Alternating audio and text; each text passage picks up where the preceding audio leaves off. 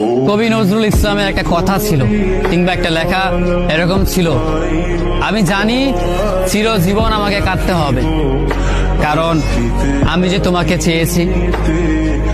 আসলেই আমি যে তাকে চেয়েছি এই জন্য আমাকে সারা জীবন কাটতে হবে, কারণ আমি তাকে কোনোদিন পাবো না, আর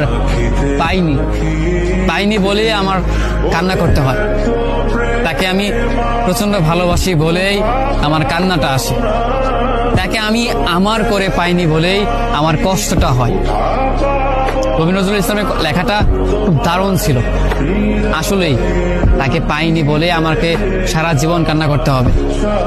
যদি সে আমার এই ভালোবাসাটা বুঝতো, আমার এই অসীম ভালোবাসাটা বুঝে আমাকে একটু বলতো যে আমি অন্যদের মতো কখনোই তোমাকে ছেড়ে যাব না, তাহলে বিশ্বাস করুন পৃথিবীতে হয়তো আমার চাইতে সুখী মানুষ আর কেউ হতে পারতো না।